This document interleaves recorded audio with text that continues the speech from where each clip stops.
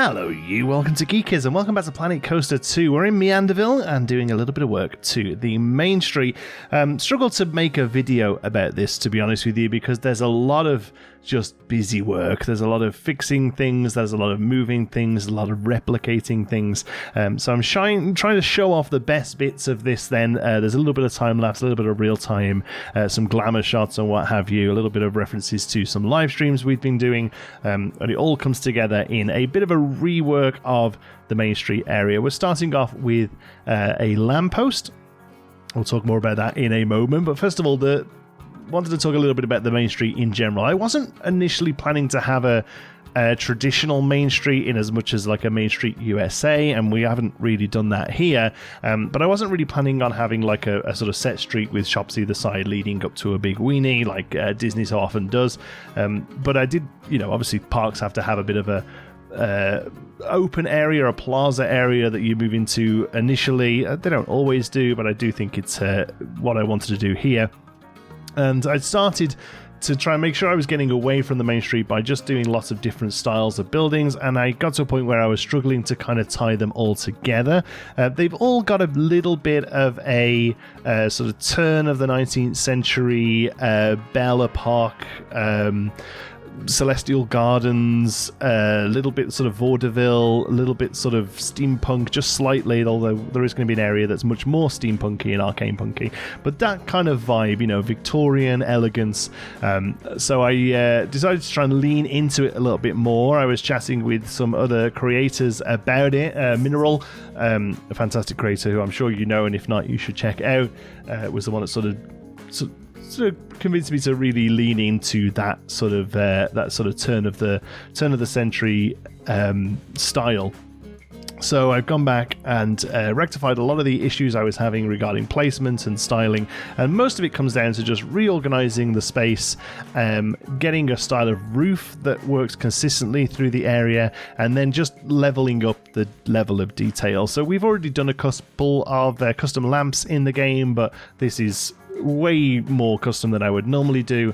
I'm really happy with it though. It's based on the Adventure Way lamps at Disneyland Paris. In fact, a lot of the space here you're going to be looking at today is based on that.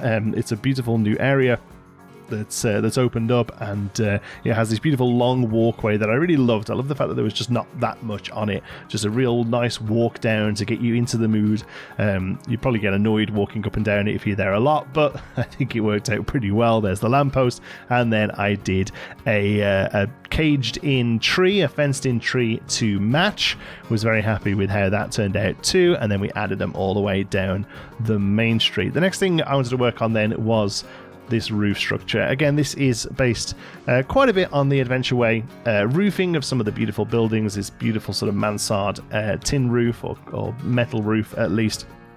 And it was a big task to go back and sort of replace what roofing I'd already done with this, or add it to buildings that didn't currently have roofs. All of the buildings around here, especially the sort of gift store, the candy store, the bakery, the ice cream parlor, the conservatory, and the rental place, the lost and found, that kind of thing, the guest services building, I guess, for want of a better word.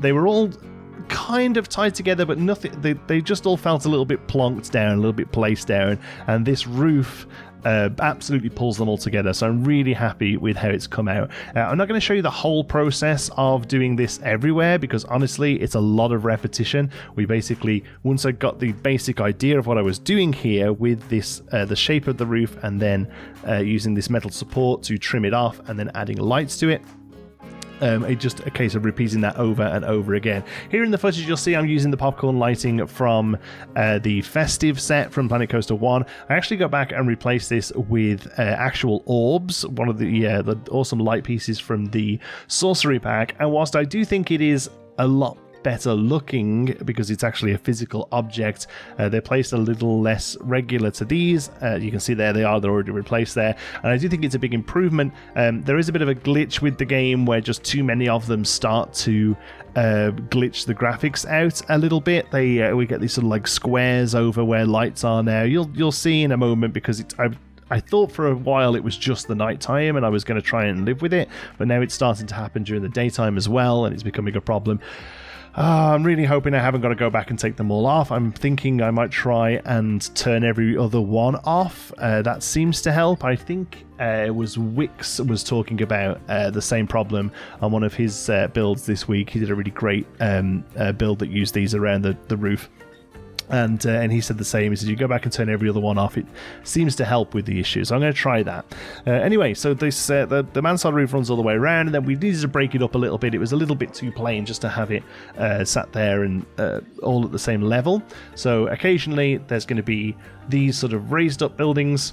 There's a couple of sort of roof windows, dormer windows that we add onto the World of Wonders gift shop, and then all of the corners, or some of the corners, get a tower piece as well that we're going to see in a moment. But I wanted to show you this little bit in particular just because of how you can just see how sort of many pieces are going into making this work. Now, you know, I'll use as many pieces as I need to use, but this is a lot more developed than stuff I've done in the past. I'm really just sort of no expense spent here, you know, spared even. I'm taking whatever pieces need to make it look good, and I'm going back over areas that now are starting to look a little plain and sort of bringing them up to this new level of detail. Saying that, the game is currently running pretty well, but, you know, we haven't really finished the first area of this park yet. There's the main streets and a good chunk of the pirate area done, and that's about it. So, God knows what frame rate this is going to run at, and if we ever finish it, and it's probably going to take another 7 years like Pinewood Hills did. So just warning you now, I hope you appreciate this higher level of detail. I'm really happy with the outcome of this area now. I think it's really sort of found its place, it's found its style, it feels grounded, it feels organized, it feels sort of purposeful, which I don't think it did before, which can be okay, especially if you're doing a more sort of thrown together through the years park. But MeanderVille is meant to be a master plan park. It's a park that sort of opens on day one with all of this done, and even though I'm not necessarily master planning it, other than you know, a rough outline of what I want the areas to be and a rough idea of the sort of style that we're going for, I want it to feel that when it's done, it looks like it was all sort of planned together. So I think it was really worth going back and just having another pass at this, not only just to tie the buildings together with this new roof style, but then sort of lean into this shift that this Main Street area is having. It was moving away from... well, I don't really know what it was before. It was just sort of a general sort of mix of ideas. I definitely wanted a lot of... what's the words? Sacred geometry, which I still have a lot going on, especially in the windows. That sort of carries over. But I never really locked in an architecture style, and having a few people look at it and chat about it a little bit, and like I say, Mineral mentioning that sort of Belle Epoque style, that's definitely where I could see it going. And sometimes I try and build this stuff without really knowing what it's called. I'm not really an architecture buff at all, you know. I like looking at it, but I don't really know the technicalities of a lot of it. So a lot of the time I'm just sort of building this, and I think sometimes it's worth sort of taking the time to actually sort of research this stuff, read about it, know what you're looking for, know the terms you're looking for, and going and finding reference images, because I really do think it makes a huge difference. Here then we're adding a sign to the candy store. We have a space for it now, and here I wanted this to look like it was a third-party company that's come in and has the space. It happens a lot in theme parks, and I wanted this to look a little bit like sort of real-life candy brands, the Handy Dandy Candy Store. So the building itself is very much tied into the structure, but the interior is quite different, and obviously the logo there, that's what the Handy Dandy stores look like. You know, the sort of thing that you'll find one at Times Square, you know, like the M&M stores. That's kind of what I'm thinking here. Much like you have like Lego stores or candy stores in theme parks, that's kind of what I'm going for there. Next up then, I wanted to break the main street up a little bit with this little sort of gated, or sort of separate area. Again, very much in the style of Adventure Way that I've been looking a lot at recently. Most of this was built on a live stream. Look at that, it's my face. Really trying to bring live streams back to the channel for for a regular timing. Unfortunately, I'm having a little bit of an issue with my internet. I think it's that I don't really have a great upload speed here, but actually I've looked into it and it seems fine, but the internet's just a bit intermittent. I've just got to go. I've just got to call them. And who wants to do that? Who wants to speak to an ISP? It's on my list to do. So live streams, aiming for them. But right now they're cutting off every 25 minutes and it's more frustrating than it is fun. So gonna hopefully lock down the internet issues and we'll be bringing live streams back as soon as I can. Very much enjoy doing them, love building this stuff with them live. There's just something about building live. You get really great references, you get really great ideas. People will just throw something out like, why don't you make that green? And it instantly fixes the problems, you know? Like, it literally is my favorite way to build, honestly. We don't get that much done because there's a lot of chatting and, welcoming people in and discussing other topics. You know, we try and discuss as much as we can on the live streams. So we get through a lot. But when we actually get down to it and build stuff, we build awesome stuff, such as this bandstand pagoda that I'm really, really happy with. It was a little tricky making this area work. I've kind of boxed myself in a little with the main street area because Astralore, a sort of magical dark ride, sort of backs right up onto it. So it took a good chunk of time to make this not look like a prison courtyard, make this beautiful open space, but actually there's 12-foot walls everywhere. I think I did a pretty decent job by breaking it up with some foliage and other bits and bobs, and you'll see that in just a moment. But first of all, we have a custom fence. I think custom fences are great. I definitely think they're worth doing. I don't think they're worth doing everywhere. I think the piece count doesn't support them. I don't think it's worth crashing your frame rate by doing these everywhere, but I do think in part they are a really great way to add on to the in-game fences. So you'll see here, look, we have that custom one that goes around the outside, but then those inside flower beds, they're just the in-game fence, and I think it's a nice break. I think a mix of the two is good for both design. I think custom fences everywhere might look a little too busy. The in-game ones are nice and plain, but also just for sanity as well. If you did custom fences everywhere, you'd lose the will to live. You're also seeing a smaller version of the lamppost here that we made from the larger one. Just sort of stripped it down, placed the light on a central point rather than an overhang, and then I've also got a wall version of it that you'll see around the corner on the rest of the main street. Overall, very happy with how this little corner turned out. I think it's very, very cute. Okay, so here we go. Looking at the main street, the new roof is in place for the most part. Very happy with it, but there's still a bit of a problem. We have this lovely long walk up now where we might have photographers and we might have some characters, that kind of thing. The problem we're having is, one, the roof on that information desk keeps disappearing, that sort of central point there. We open up into a little open area here that's a little too wide and a little odd, and then we have the chair swing that I really love, but doesn't really, it just sort of placed down. And the problem is we have this walkway up now and we just see an information booth and a lost and found. So, as if by magic, we move the chair swing to become a weenie for the main street. I had a lot of discussions about whether or not this should be a building, whether it should be I don't know, like a castle or what have you. Really didn't want to go for that. Instead, wanted to go for this, having this beautiful kinetic piece at the end. And the chair swing, I think, is one of the best rides in the game. And again, it really leans into that turn of the century vaudeville Victorian style that we now sort of have. It's like a heightened Victorian style we have in the main street now. It's sort of like sort of that sort of period, but like dialed up a little, sort of a little magical. And I'm really happy with the new placement of it. I haven't really made any major changes to it, other than we removed the little roof we had and replaced it with this metal roof that carries across the area. I think it still needs a little something. There's still sort of a fairly large swathe of white around the place here that I think needs tweaking. Again, I mentioned this in the previous video where we looked at this. It's based a little bit on the concept art for the Up-themed chair swing that's going into Disneyland Paris, but it's moving further and further away the more I work on it. But that was the sort of original inspiration, having this wall around the back sort of third of it. We filled the windows in now, and they have a similar sort of sacred geometry design to the windows featuring elsewhere. You'll also notice the advertising column in the right hand side here. This is called a Morris column. I learned about these like a day ago. I knew of these, and I knew what I wanted this to look like. This was another one where sometimes you just have to go and Google, you have to go and research, you have to go and find these things. This was...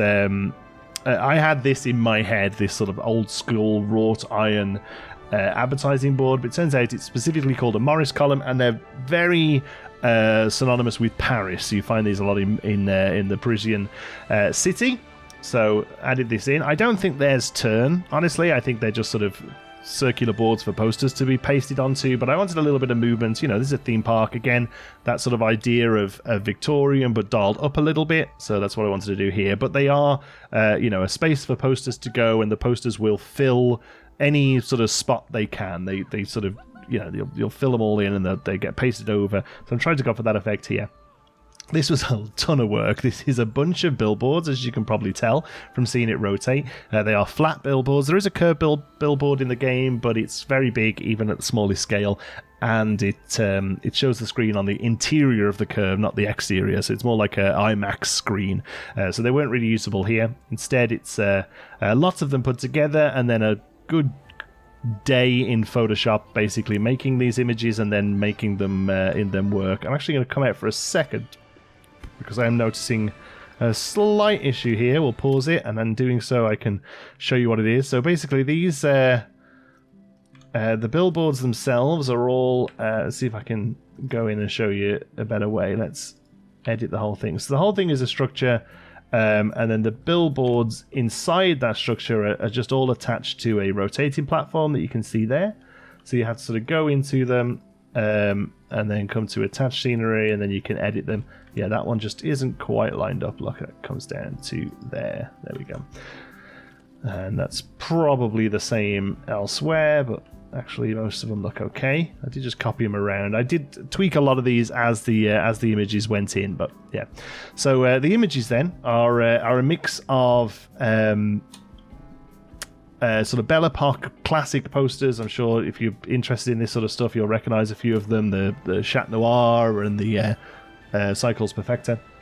And then obviously other ones that sort of lean into that theme but are based around the theme park itself. So Astrolore, where magic meets mischief, and advert for Zephyrberg there. Visit the scientific capital of MeanderVille airships daily. And then our Summer of Discovery poster that we're running sort of throughout the area. Then we have them down here as well. I think the colours, I think these I need to resave them with higher contrast. It's a bit of a thing you have to do with billboards. We'll bring out a bit more colour in those, but we have these down here, and then the plaza area here, the little pagoda area has one here. This helped just break up that wall as well. Summer of Discovery, a beautiful picture of the carousel there. Might go back in and do a bit more work onto that one. It's a little bit placeholdery. But otherwise, here we go. Very happy with how this has all turned out now. It all sort of ties together. We have this sort of metal roof across. Here I have a couple of billboards to still do. I'm going to have these to be concept art images of the park, which I think is a great idea. Not too sure how I'm going to do those yet. I'm thinking also perhaps miniatures. I think a little miniature carousel would go amazing there. And then another thing that we haven't done yet can go there as well, but that's the idea there. There's sort of like little museum windows that sort of sit on the edge of the candy store. Over here, the Worlds of Wonder. I don't think I've actually showed this off properly yet. It is going to be the sort of large exit the theme park gift shop, basically. It still needs a fair bit of work. This back wall I'm pretty happy with, but otherwise there's still quite a bit to do here. Then a real change for this is that there's that, see that squares coming in there? Unfortunately, that is due to the lighting. Definitely going to have to look at that. The other major change here is that the chair swing exits through the gift shop now, which is quite nice. I know it's a classic flat ride and it isn't the sort of thing you would normally have a gift shop, but it isn't really a dedicated gift shop. It's just that now you have to walk through this gift shop to leave, basically. That's there. We have this spectacular Morris column that we're very happy with, and then again a little bit of work still needs to do over here. I need to figure out how a sign works for the balloon swings or the chair swings, whatever you want to call them. Want to try and do something in world, like your balloon rides daily, that kind of thing. So I'm going to do that. And then here's a big change, the lost and found. We've been able to keep a chunk of this, the original columns, but all of the fire from the top has gone. The whole thing's been shrunk down a little bit. The roof has been tied in, and the lost and found has got a cage roof here. This is based on some work they're doing to the Tower of Terror in Paris. The gift shop, I think it is, has a beautiful cage dome like that, and I saw that and thought that worked quite nicely. So little tweaks here and there with this, but otherwise the interior hasn't changed, the lockers haven't changed, but now it makes a little bit of sense that it's sort of off the beaten track. It sort of shares some space with this info desk now that again has had some very slight tweaks to tie it in a little bit more to the roof. There it comes down here, and all the way down there you get that beautiful sort of staging of the carousel now as you walk down. The conservatory's had the same roof to tie it all together. The conservatory itself has had a bit of a facelift too. It's been lifted up higher, and now we have this orrery, they call it, type thing in there as we build to the carousel. We'll take a look at the all of this from the top. Really happy with how this is all coming together now. Then we've got this little pagoda area over here. The Walls of Wonder needs a little bit of work. I'm not going to have buildings come all the way down here, I don't think. I think I'm going to keep this actually quite natural. Maybe do some flower beds nearest the path and then have it just tear down into tree lines similar to what we've done on the other side over here. But otherwise pretty happy with all of that. And then this all comes around here, this all wraps around, and it all sort of keeps itself nice and neat and tidy. We had a little bit of work back here for the first aid building. We added a service dog relief area. It's such a little thing, but we had a lot of fun. We built this on a live stream, so there's a little hydrant they can use. I got that from the workshop. Joran has an amazing gardening set that I got the hose and the bucket and brush from. And then on the live stream, we built the. Funnily enough, nobody built a dog poo box, so we had to do that ourselves. But now we've got a nice little. Pet area relief there, or service dog area relief, I suppose.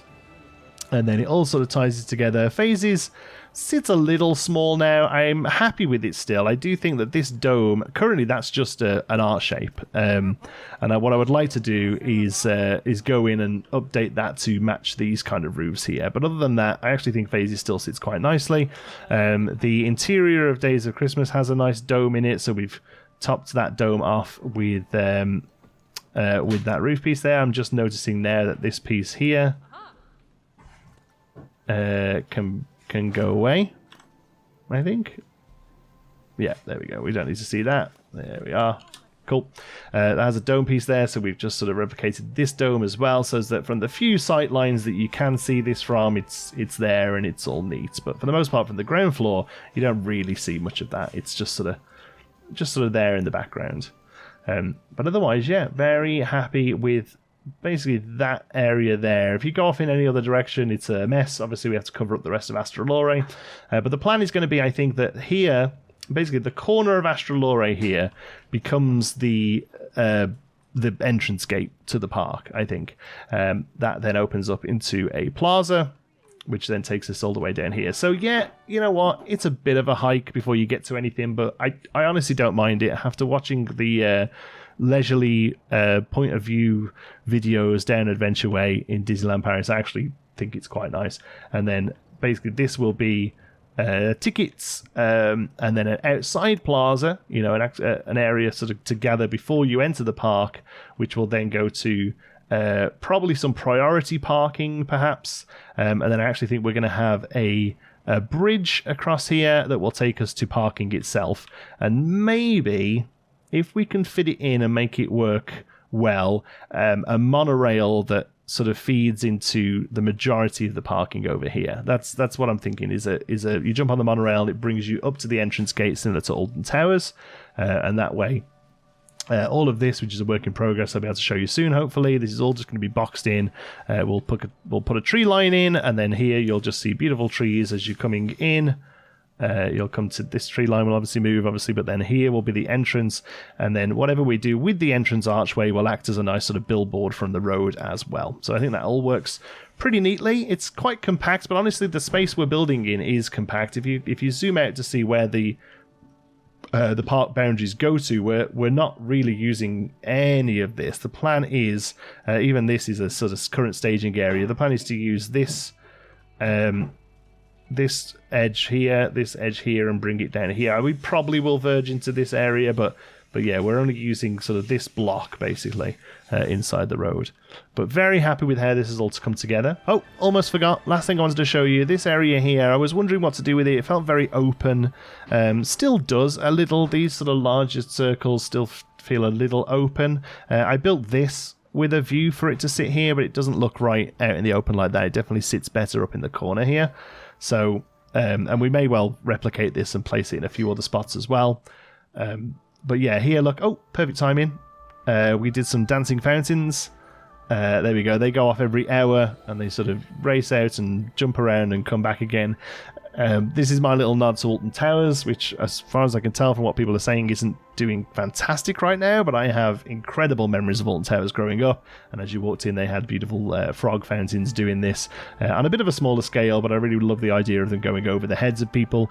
Is it incredibly practical? Probably not. Would it make all of this just wet constantly? Maybe, but you can just avoid it by coming down here or even coming around, and I just think it looks interesting, it looks different, and it just sort of fills in this little space here that I was struggling with, because the next thought I was going to do was basically taking all of this and squeezing it over this way, and I'm having now spent a week removing buildings. It's much easier in Planet Coaster 2 than it was in Planet Coaster 1 due to the multi-select and the the systems like that where you can ignore paths or grab paths. But even now I'm spotting little issues here. Look, path needs to be filled in. Little issues here where these were just slightly different angles before.